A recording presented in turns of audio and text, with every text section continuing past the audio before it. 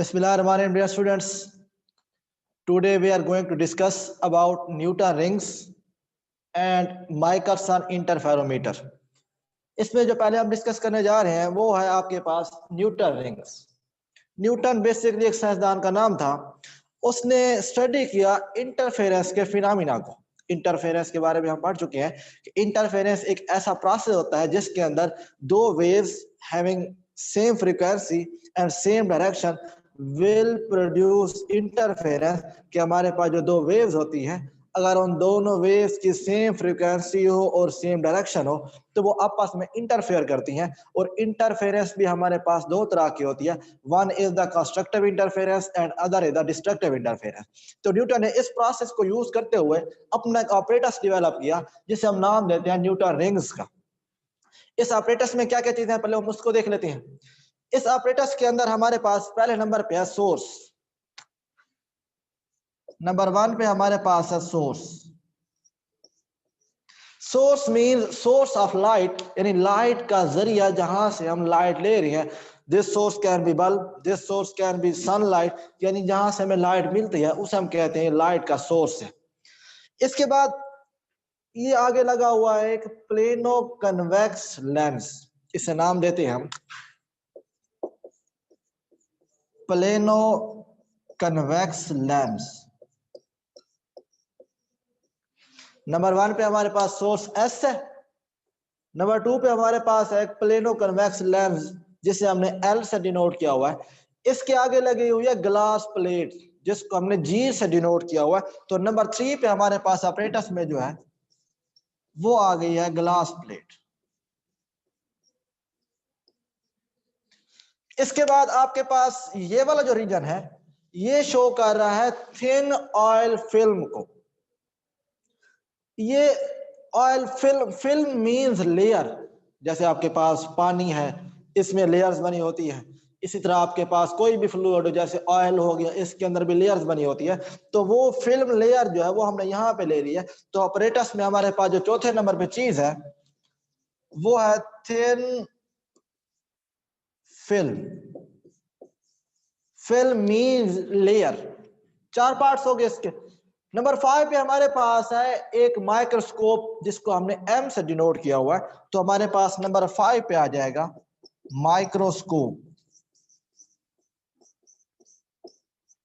So these are the parts of this apparatus which was developed by Newton to produce the rings which are named as Newton rings. अब हमने ये पढ़ना है कि इस process के नतीजे में आखिर न्यूटन रिंग्स बननी किस तरह है, कि जो न्यूटन ने ऑपरेटस बनाया था इसकी वर्किंग किस तरह से है। इसकी वर्किंग को डिस्कस करने जा रहे हैं। सबसे पहले डियर स्टूडेंट देखें, हमारे पास लाइट का सोर्स एस है जहां से हमने लाइट को स्ट्राइक कराना है। अब ये लाइट हमने स्ट्राइक करानी है इस प्लेनो कन्वेक्स लेंस एल के ऊपर। ये लाइट हम इस तरह से इसको स्ट्राइक कराते हैं। अब जब हम इस लेंस के ऊपर लाइट को स्ट्राइक कराती हैं तो ये जो लाइट की रेज है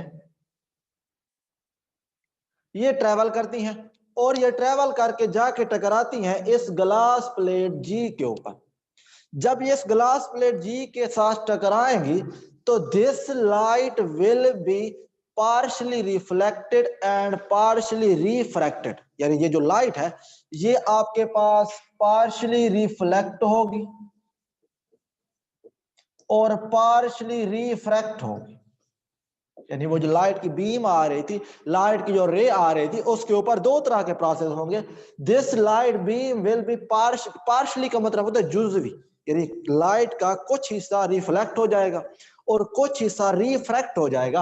अब जो हिस्सा लाइट का रिफ्लेक्ट होगा वो रिफ्लेक्ट होके पहुंचेगा इस माइक्रोस्कोप एम तक।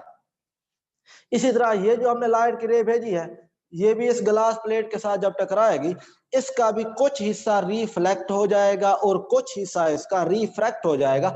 अब जो इस लाइट का हिस्सा रिफ्लेक्ट होगा वो हमने ऑब्जर्व करना है इस माइक्रोस्कोप के जरिए से। अब देखें, we have two light rays, one ray is this and second ray is this. these two light rays after striking the glass plate G, these will be partially reflected and partially refracted. The reflected portion of this ray will reach the microscope M, where these rays can be observed easily. यानी हमारे पास ये जो दो light rays हैं, इन दो light rays की जब glass plate से हम कोलिजन कराएंगे तो उस कोलिजन के नतीजे में जो लाइट रे है वो पार्शियली रिफ्लेक्ट हो जाएगी, पार्शियली रिफ्रैक्ट हो जाएगी। अब ये हमारे पास तो जो लाइट रेज हासिल हुई हैं, ये ट्रेवल करके पहुंचती है इस थिन ऑयल फिल्म तक। फिल्म मीन लेयर, ऑयल की लेयर भी हम ले सकते हैं, हम वाटर की लेयर भी ले सकते हैं, उसके अंदर हमने इनको ऑब्जर्व करना है। अब ये जो लो लाइट रेज है, ये दोनों लाइट रेज कोहेरेंट कहलाती है। These two light rays will be coherent. Coherent means having same phase difference, यानी हमारे पास ये जो दो लाइट रेज हैं ये सेम फेज डिफरेंस रखती हैं और इन दोनों लाइट रेज का आप देख सकते हैं कि पाथ भी सेम है, तो इसलिए हम इनको नाम देते हैं कि ये हमारे पास मोनोक्रोमैटिक है और ये हमारे पास कोहेरेंट है। तो इससे पहले हम डिस्कस कर चुके हैं the condition for detectable interference are, number 1 condition हमारे पास थी the light rays must be monochromatic, यानी जिन रेज की हम इंटरफेरेंस करा रहे हैं पहली कंडीशन क्या है कि उन लाइट रेज की वेवलेंथ सेम होनी चाहिए। तो पहली कंडीशन यहाँ सेटिस्फाई हो रही है। इन दोनों रेज को जब हम ऑब्जर्व करते हैं, इन दोनों रेज का फासला सेम है, तो हम कहते हैं इन दोनों रेज की जो वेवलेंथ है वो सेम है। पहली कंडीशन सेटिस्फाई होगी। सेकंड कंडीशन हमारे पास होती है the interfering beam must be coherent, यानी जिन वेव्स की हम इंटरफेरेंस करा रहे हैं तो उनका फेज भी सेम होना चाहिए। तो इन दोनों रेस का क्योंकि फेज भी सेम हमारे पास आ रहा है, तो अब हम कह सकते हैं कि इन दोनों वेव से जो इंटरफेरेंस होगी उसको हम डिटेक्ट कर सकते हैं, उसको हम ऑब्जर्व कर सकते हैं। यानी these two rays will interfere each other। अब इंटरफेरेंस के हमारे पास बेसिकली दो टाइप्स हैं, one is called the constructive interference and other is called the destructive interference। if crust of one wave fall on the crust of other wave and if the trough of one wave fall on the trough of other wave, this will be called constructive interference। और young double slit experiment में हमने discuss किया था कि जब भी constructive interference दो waves की होती है तो वहां पे मैक्सिमा बनता है, और जब डिस्ट्रक्टिव इंटरफेरेंस होती है, डिस्ट्रक्टिव इंटरफेरेंस हमारे पास कब होगी, when crust of one wave fall on the trough of other wave and when the trough of one wave fall on the crust of other wave, this will be called destructive interference।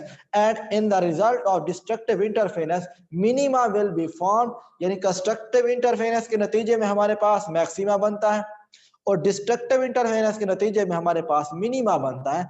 अब इस सूरत में जो हमारे पास maxima और minima बनेंगे, these will be in the shape of rings which are named as Newton rings।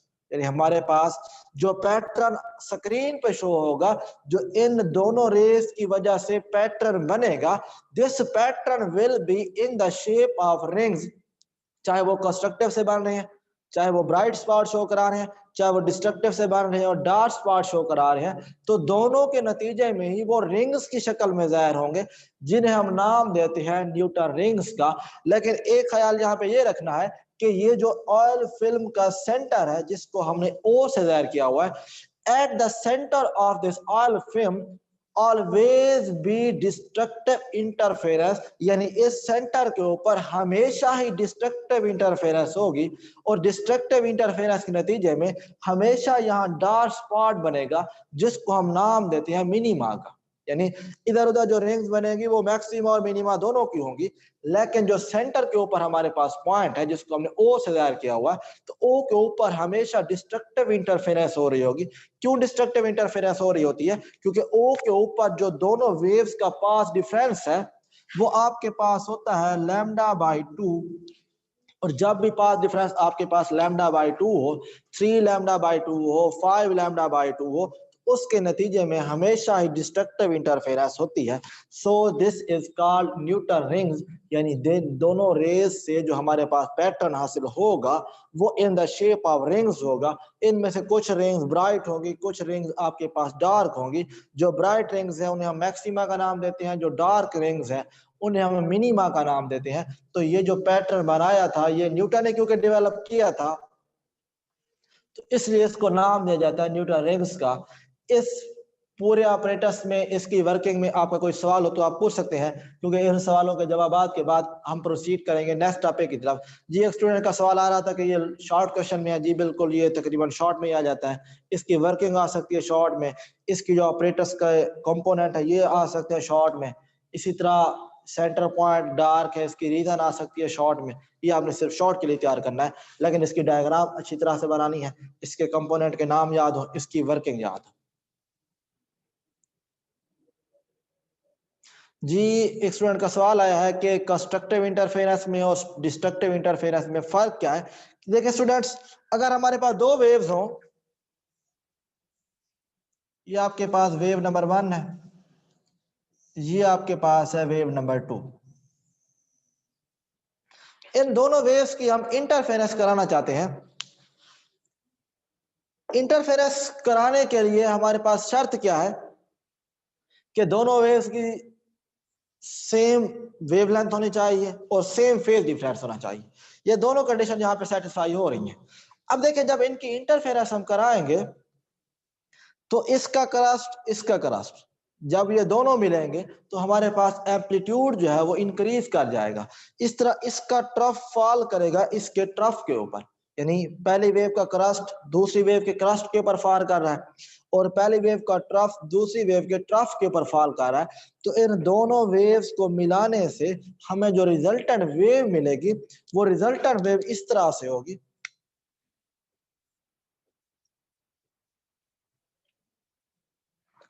Ji dear student, आप resultant wave को देख सकते हैं कि रिजल्टेंट वेव के अंदर जो एम्पलीट्यूड है वो इंक्रीज हो गया है। एम्पलीट्यूड क्यों इंक्रीज हुआ है? This all happen due to constructive interference, क्योंकि इन दोनों वेव्स की आपस में कंस्ट्रक्टिव इंटरफेरेंस हो रही थी। कंस्ट्रक्टिव इंटरफेरेंस क्यों हुई? क्योंकि इस वेव का क्रस्ट फॉल कर रहा था इस वेव के क्रस्ट पे, और इस वेव का टफ फॉल कर रहा था इस वेव के टफ पे, तब जाके इनके दरमियान कंस्ट्रक्टिव इंटरफेरेंस हुई है और एम्पलीट्यूड जो है वो इंक्रीज कर गया है। तो अब यहाँ पे मैक्सिमा बनेगा। अगर इन दोनों वेव्स की डिस्ट्रक्टिव इंटरफेरेंस हो रही होती तो यहाँ पे ये वाला पैटर्न शो ना होता, इसके नतीजे में एम्पलीट्यूड कम हो जाता, तो जिससे हम नाम देते मिनिमा का। So this is the basic difference between constructive interference and destructive interference. जी, इसके अलावा आपके कोई सवाल हो तो आप चैट में जाके राइट डाउन कर सकते हैं, कि ये टॉपिक क्लियर करने के बाद ही हम आगे टॉपिक पे बढ़ेंगे, जो कि आपके पास है माइक्रोसन इंटरफेरोमीटर। जी, इस पूरे प्रोसेस में आपको कोई चीज समझना है तो आप लोग अपना क्वेश्चन चैट में जाके राइट डाउन करें। जी स्टूडेंट्स, जी ये टॉपिक क्लियर है। अब हम प्रोसीड करते हैं नेक्स्ट टॉपिक की तरफ, जो कि नेक्स्ट टॉपिक हमारे पास है माइक्रोसन इंटरफेरोमीटर।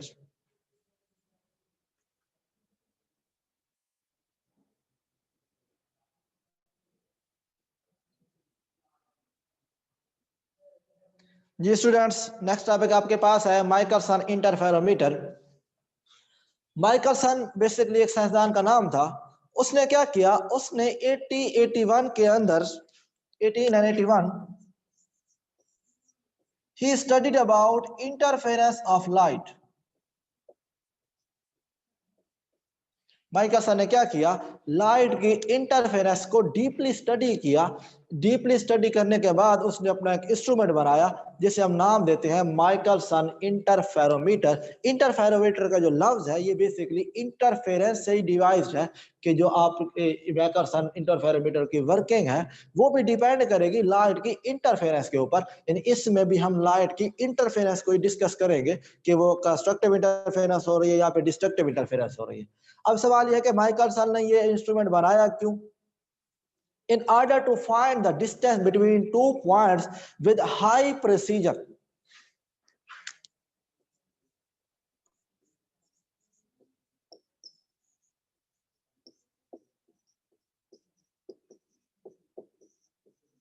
कि माइकलसन ने क्या किया, इस इंस्ट्रूमेंट को डेवलप किया, किस लिए, in order to find the distance between two points with high precision, यानी उसने इस इंस्ट्रूमेंट को बनाया था दो पॉइंट्स के दरमियान डिस्टेंस को फाइंड करने के लिए, एक्यूरेटली डिस्टेंस को फाइंड करने के लिए। जी बच्चों का आ रहा है कि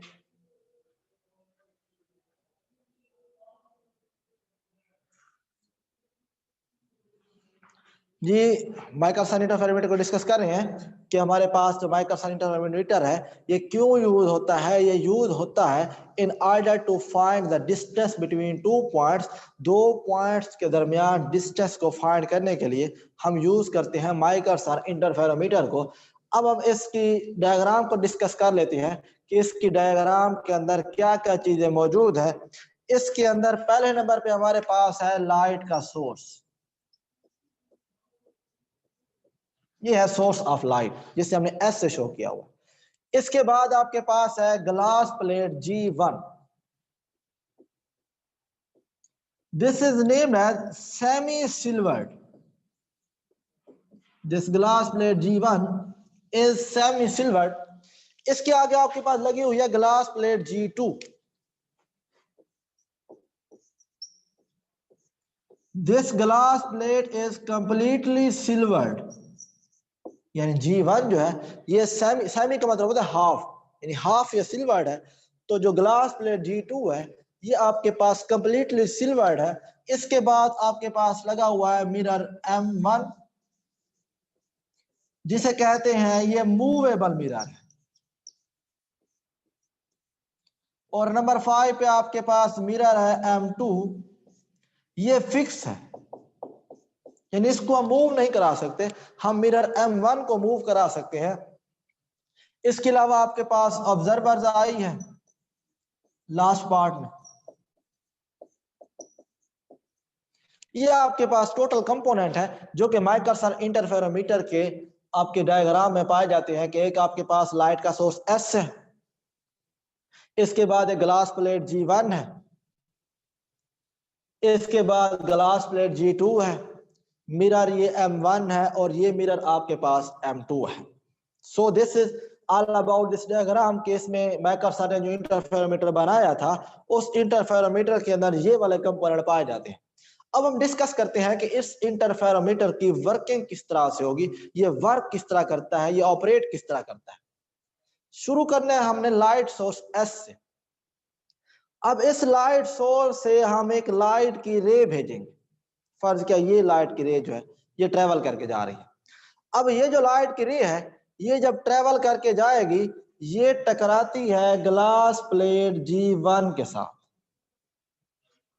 जी ये लाइट सोर्स से हमने एक लाइट की रे भेजी, ये लाइट की रे जो है ये जाके टकराएगी ग्लास प्लेट G1 के साथ। अब ग्लास प्लेट G1 जो है इसको हम डिनोट कर चुके हैं कि ये जो ग्लास प्लेट है ये सेमी सिल्वर्ड है। सेमी सिल्वर्ड से मुराद क्या है, ये हाफ हमने सिल्वर किया हुआ है, इसको हाफ ग्लास की बनी हुई है।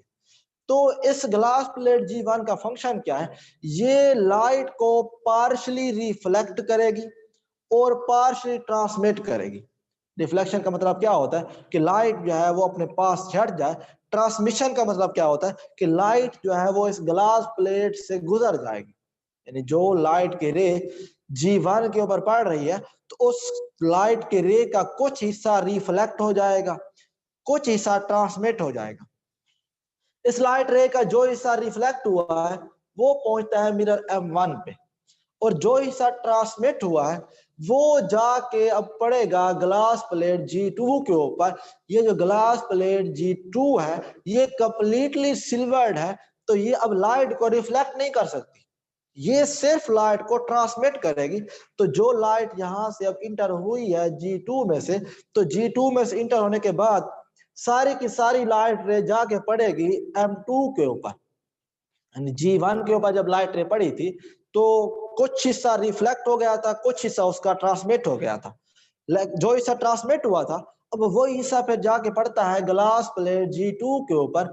जब ग्लास प्लेट G2 के ऊपर वो हिस्सा स्ट्राइक करेगा, अब क्योंकि glass plate G2 completely silvered है, तो ये अब लाइट को रिफ्लेक्ट नहीं कर सकेगी। अब ये लाइट को कंप्लीटली ट्रांसमिट करेगी। अब जो लाइट यहाँ से ट्रांसमिट होगी वो जाके पहुंचती है मिरर M2 के ऊपर। अब मिरर M2 क्या करेगा, वो मिरर M2 लाइट को रिफ्लेक्ट बैक करेगा। वही लाइट जो जाएगी वो टकरा के मिरर से वापस आएगी। अब वापस आने के बाद वो G2 में से गुजरेगी। G2 में से गुजरने के बाद जब वो दोबारा जाके टकराएगी G1 से, अब लाइट की दोबारा रिफ्लेक्शन हो जाए। इसी तरह जो हिस्सा हमने मिरर M1 की तरह भेजा था, M1 भी उस लाइट के पोर्शन को रिफ्लेक्ट बैक करेगा। तो अब हमारी वो वाली लाइट रे भी वापस आ जाएगी। तो इस ग्लास प्लेट G1 के ऊपर दोनों की दोनों लाइट रेज कंबाइन हो जाएंगी। ये दोनों लाइट रेज इकट्ठी हो जाएंगी। अब ये जो दोनों लाइट रेज हैं, इन लाइट रेस की प्रॉपर्टी क्या है कि इनकी एक तो वेवलेंथ सेम है, दूसरा इनका फेज डिफरेंस भी सेम है। तो हम कह सकते हैं ये जो दो लाइट रेस हैं, जिनको हमने ये लाइट रे नंबर 1 कहा हुआ है, इसको हमने लाइट रे नंबर 2 कहा हुआ है, तो ये जब दोनों लाइट रेस आपस में इंटरफेयर करेंगी, या तो कंस्ट्रक्टिव इंटरफेरेंस होगी या फिर डिस्ट्रक्टिव इंटरफेरेंस होगी। अगर कंस्ट्रक्टिव इंटरफेरेंस होगी तो उसके नतीजे में मैक्सिमा बनेगा, यानी ब्राइट स्पॉट बनेगा। यानी अगर डिस्ट्रक्टिव इंटरफेरेंस होगी तो इसके नतीजे में मिनिमा बनेगा, यानी डार्क स्पॉट बनेगा। तो दो रेस जो हमारे पास G1 पे हासिल हुई है, अब ये कंस्ट्रक्टिव इंटरफेरेंस कर रही है, डिस्ट्रक्टिव इंटरफेरेंस कर रही है। इनको ऑब्जर्व करने के लिए हम यहाँ यूज कर रहे हैं ऑब्जर्वर आई, यानी इंसानी आंख जो है, अब वो यहां से देखेगी इन लाइट रेस को। अब जब हम यहाँ से लाइट रेस को देखेंगे तो हमें लाइट रेस नजर नहीं आएगी, उनके नतीजे में जो पैटर्न बनना है वो पैटर्न हमें नजर आ रहा होगा कि आया कि वो ब्राइट स्पॉट बना रही है। अगर ब्राइट स्पॉट बना रही होंगी तो जो ऑब्जर्वर है वो ये कंडक्ट करेगा कि इसके नतीजे में कंस्ट्रक्टिव इंटरफेरेंस हो रही थी, तब जाके ब्राइट स्पॉट बना है। इस तरह अगर वो डिस्ट्रक्टिवली इंटरफेयर कर रही होंगी तो जो ऑब्जर्वर आई है ये डिटेक्ट करेगी कि यहाँ पे डिस्ट्रक्टिव इंटरफेरेंस हो रही है, जिसके नतीजे में मिनिमा शो करा रहा है। यानी ऑब्जर्वर आई जो है ये लाइट रेस को नहीं देख सकेगी। इन लाइट रेस के नतीजे में जो पैटर्न बनना है कि वो मैक्सिमा का है या मिनिमा का है, तो ऑब्जर्वर आई उस पैटर्न को ऑब्जर्व कर रही होगी कि वो मैक्सिमा का पैटर्न शो करा रही है, मिनिमा का पैटर्न शो करा रहा है।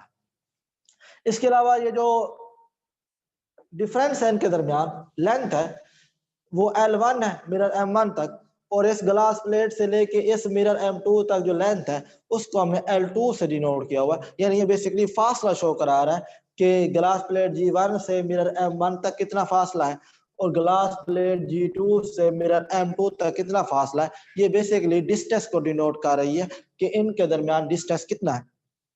अब इसका बेसिक प्रिंसिपल क्या था, इसका बेसिक यूज क्या था, इसको हमने यूज किया था to find the distance between two points. यानी इसका प्रोसेस सारा किस वजह से किया हमने, to find the distance between two points. अब हम देखते हैं कि डिस्टेंस किस तरह फाइंड करेंगे इसके नतीजे में।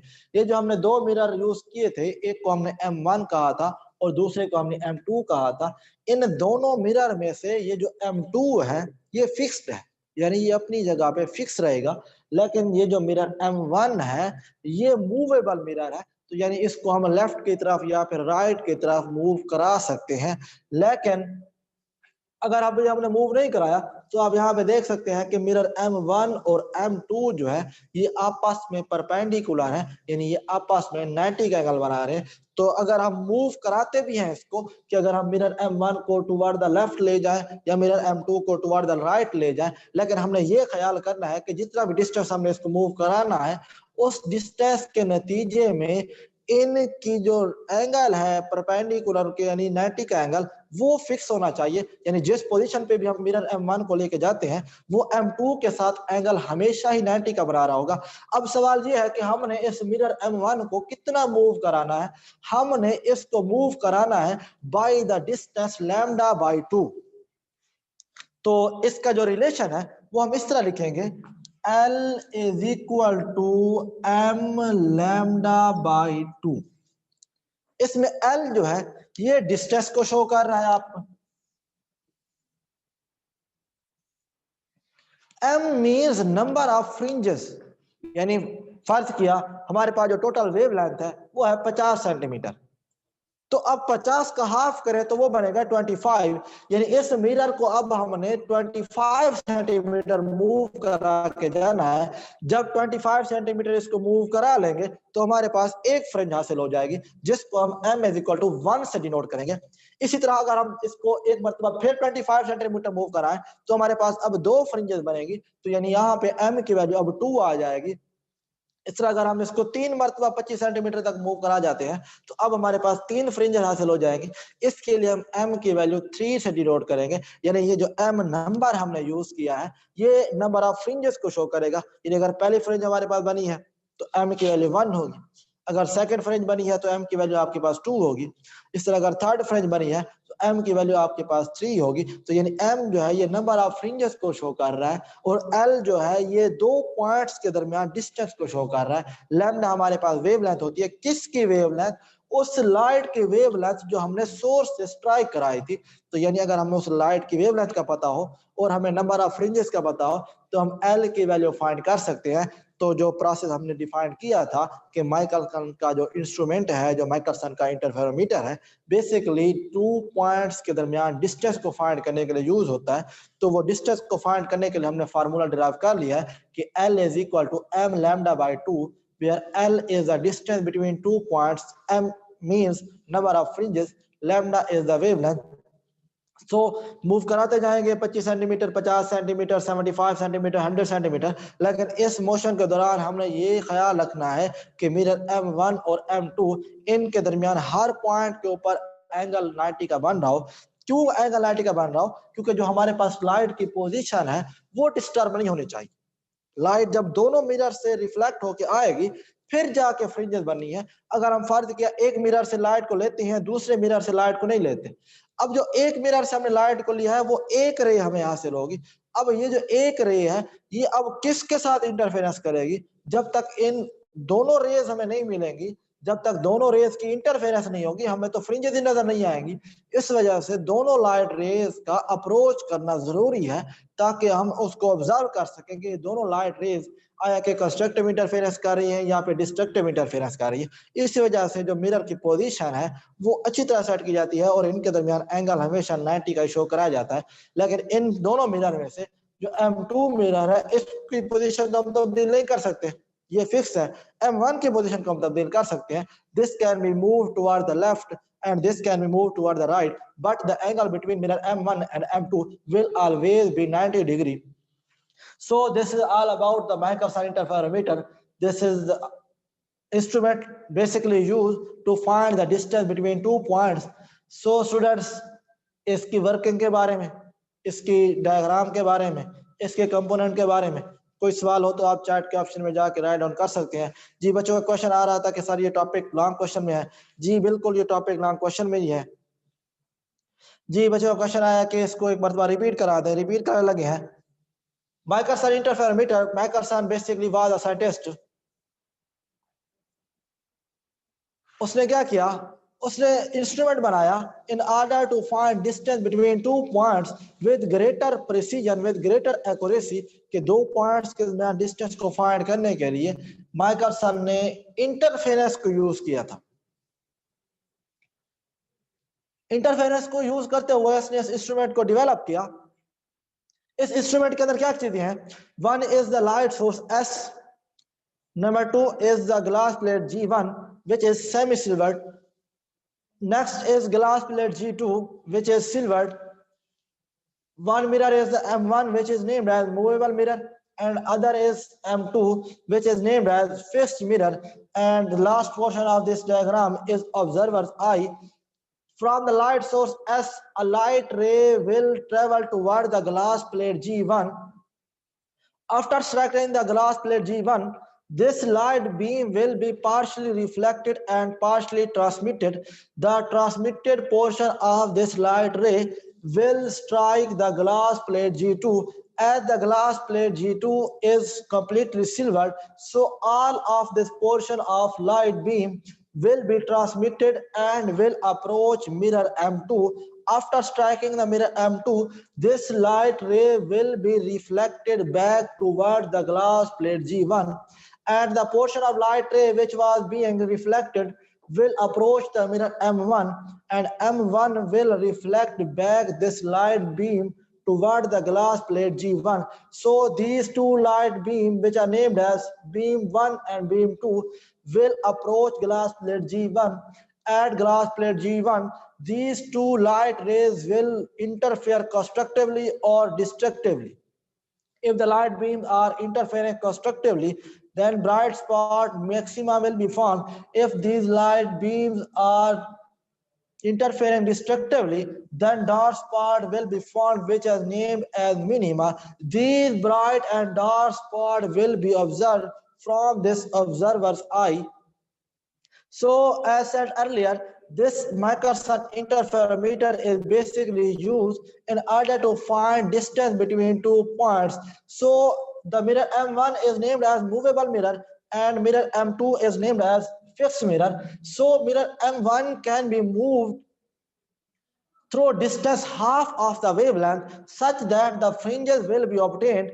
So the condition for destructive and constructive interference is observed by the formula L is equal to m lambda by 2, where L is the distance between 2 points, m means number of fringes, lambda is the wavelength of light. So this is the basic formula to find the distance between 2 points by using Michelson interferometer. So student एक बार हमने इसको repeat भी कर लिया है. अब भी आपके ध्यान में कोई क्वेश्चन हो जी. एक बच्चे का क्वेश्चन आ रहा है कि सर फ्रिंजेस की डायरेक्शन क्या होगी. फ्रिंजेस बेसिकली एक शेप होती है, एक पैटर्न होता है, इनकी कोई डायरेक्शन नहीं होती. ये डिपेंड कर रहे होते हैं लाइट रेज की डायरेक्शन पे, जो लाइट रेज मिल के इन फ्रिंजेस को बना रही होती. लाइट रेज चाहे लेफ्ट की तरफ से आ रही हो चाहे राइट की तरफ आ रही हो. जी एक बच्चे का क्वेश्चन आ रहा है कि हमने इसको 25 सेंटीमीटर क्यों मूव करा है. 25 सेंटीमीटर हमने इसकी फॉर एग्जांपल लिया है. आप वेवलेंथ फर्ज क्या 100 सेंटीमीटर की यूज कर रहे हैं तो आप उसको 50 सेंटीमीटर मूव कराएंगे, यानी आपने इसको हाफ ऑफ वेवलेंथ मूव कराना. वेवलेंथ जितनी भी हो सकती है. जी बच्चों का क्वेश्चन आ रहा है कि लॉन्ग क्वेश्चन में है. बिल्कुल ये लॉन्ग क्वेश्चन में ही है और ये one of the most important long question है इस चैप्टर नंबर 9 का. इसकी स्ट्रक्चर, इसकी वर्किंग, इसका फार्मूला, इसका प्रोसेस, सारी चीजें इस लॉन्ग क्वेश्चन में इंक्लूड हो जाएंगी. जी इसके अलावा कोई क्वेश्चन हो तो आप लोग पूछ सकते हैं न्यूटन रिंग्स से रिलेटेड या फिर माइकलसन इंटरफेरोमीटर से रिलेटेड. उसको हम तकरीबन हमारे लेक्चर में 3-4 मिनट अभी भी बाकी है तो हम कोशिश करेंगे विद इन टाइम इसको हम एंड करें और आप तब के सवालों के जवाब भी विद इन टाइम हम दे सकें. ये स्टूडेंट हरी अप अपने क्वेश्चन राइट डाउन करें चैट के ऑप्शन में जाके ताकि हम विद इन टाइम इसको कंप्लीट कर सकें. जी बच्चों का क्वेश्चन आ रहा है न्यूटन रिंग्स शॉर्ट में. जी बिल्कुल शॉर्ट में ही है. जी कंस्ट्रक्टिव और डिस्ट्रक्टिव इंटरफेरेंस के बारे में बच्चे पूछ रहे हैं. कंस्ट्रक्टिव इंटरफेरेंस कब होगी? जब दोनों लाइट रेज इस तरह से मिले कि एक लाइट रे का क्रस्ट दूसरी लाइट रे के क्रस्ट से मिल जाए और उसका ट्रफ दूसरी लाइट रे के ट्रफ से मिल जाए तो ये होगी कंस्ट्रक्टिव इंटरफेरेंस. जी बच्चों का क्वेश्चन आ रहा है कि न्यूटन रिंग्स को रिपीट करा दें. जी स्टूडेंट न्यूटन रिंग्स के अंदर हमारे पास क्या था? न्यूटन रिंग्स के अंदर हमने एक लाइट का सोर्स एस लिया था, एक प्लेनो कन्वेक्स लेंस एल लिया था, एक ग्लास प्लेट जी ली थी, एक माइक्रोस्कोप हमने एम लिया था और हमने एक थिन ऑयल फिल्म ली थी.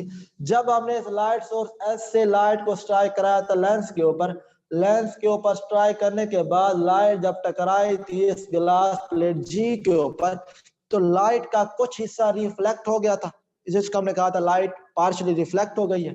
और फिर लाइट जो ये पार्शियली रिफ्रैक्ट हो गई थी तो ये जो रिफ्लेक्टेड पोर्शन था लाइट का ये हमने ऑब्जर्व किया था इस माइक्रोस्कोप एम से. तो ये जो दो लाइट रेस थी ये हमें इस फिल्म के अंदर हासिल हुई है. तो इस फिल्म के अंदर हमारे पास ये जो दो लाइट रेज हैं ये या तो कंस्ट्रक्टिव इंटरफेरेंस करेगी या फिर डिस्ट्रक्टिव इंटरफेरेंस करेगी. अगर कंस्ट्रक्टिव इंटरफेरेंस करेगी तो ब्राइट स्पॉट यानी मैक्सिमा बनेगा. अगर डिस्ट्रक्टिव इंटरफेरेंस करेगी तो ये डार्क स्पॉट यानी मिनिमा बनेगा. तो अब जो मैक्सिमा और मिनिमा बनने हैं this maxima and minima will be in the shape of rings. तो ये इस तरह से रिंग्स बनी होंगी आपके पास. इसके अंदर इस तरह से पैटर्न होगा आपके पास.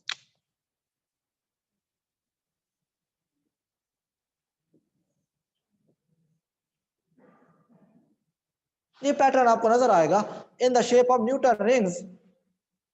यानी न्यूटन रिंग्स जो बननी है वो इस तरह से बनेगी, इस तरह की हजारों रिंग्स बनेंगी, क्योंकि हमारे पास जो लाइट की रे है वो यहाँ पे तो हम दो डिस्कस कर रहे हैं, वैसे हजारों लाइट की रेज होंगी जो आपस में या तो कंस्ट्रक्टिव इंटरफेरेंस कर रही होंगी या फिर डिस्ट्रक्टिव इंटरफेरेंस कर होंगी। लेकिन जो इसका सेंटर पॉइंट है उस सेंटर पॉइंट के ऊपर हमेशा ही डिस्ट्रक्टिव इंटरफेरेंस हो रही होती है, इसकी वजह से यहाँ पे हमेशा मिनिमम बनता है। जिस स्टूडेंट का क्वेश्चन आ रहा है कि डिस्ट्रक्टिव इंटरफेरेंस के नतीजे में क्या एनर्जी रिलीज होगी, जी बिल्कुल। जब दो रेज आपस में डिस्ट्रक्टिव इंटरफेरेंस करती हैं तो क्या करती हैं, वो एक दूसरे के इफेक्ट को कैंसिल कर देती हैं। यानी रे नंबर 1 का क्रस्ट जब रे नंबर 2 के टफ से मिल रहा होता है तो ये उसके इफेक्ट को कैंसिल कर रहा था। इस तरह रे नंबर 1 का टफ जब दूसरी वेव के क्रॉस से मिल रहा होता है फिर ये उसके इफेक्ट को कैंसिल कर देता है, तो इसके नतीजे में हमारे पास एम्पलीट्यूड जो है वो डिक्रीज होकर जीरो को अप्रोच कर जाता है। यानी दोनों वेव्स ही हमारे पास कैंसिल हो जाती हैं, तो वेव्स हमारे पास टोटली डिस्ट्रक्टिव इंटरफेरेंस का जो लफ्ज है ये बेसिकली डिस्ट्रक्शन से निकला है। डिस्ट्रक्शन का मतलब होता है तबाही, यानी ये दोनों वेव्स जो है एक दूसरे को तबाह कर देती है। जी स्टिल वी हैव 2 मिनट्स, आपके क्वेश्चन अगर मजीद है चैट के ऑप्शन में जाकर उनको राइट डाउन करें। वो क्वेश्चन आया कि न्यूटन रेंज के मुतालिक है या फिर इंटरफेरोमीटर के मुतालिक है, आप लोग वो क्वेश्चन इजीली पूछ सकते हैं। जी क्वेश्चन आ रहा है कि इस टॉपिक का जो लास्ट पैराग्राफ है उसमें वो 1 5 3 इस तरह से नंबर शो करा रहा है। वो इसमें बता रहा है कि अगर आप इसको लैम्डा बाई 4 का डिस्टेंस में मूव करा, देखें लैम्डा बाई 2 का डिस्टेंस हमने यहाँ पे शो कराया है और लैम्डा बाई 2 का डिस्टेंस ज्यादा होता है। अगर हम इसको लैम्डा बाई 4 में मूव करा दें, वो कहता है ये आप उसको यूज कर रहे हैं फॉर स्मॉल पॉइंट, यानी इन दोनों के दरमियान अगर आपने स्मॉल डिस्टेंस फाइंड करना है फिर आप इसको लैम्डा बाई 4 तक मूव करा सकते हैं। फिर उसने जो आपको लेंथ बताई है 1 5 3 ये नंबर उस तरह शो करा रहे हैं आप। ये स्टूडेंट्स हमारा लेक्चर का टाइम तकरीबन एंड हो गया है। इन टॉपिक को अच्छी तरह आप लोग स्टडी कीजिएगा। इसके अलावा भी क्वेश्चन, जी बच्चों का क्वेश्चन आ रहा है कि ये स्मार्ट सिलेबस से मुतालिक है। जी ये स्मार्ट सिलेबस में आपका टॉपिक शामिल है, न्यूटन रिंग्स भी और माइकलसन इंटरफेरोमीटर भी। जी student thank you, see you soon.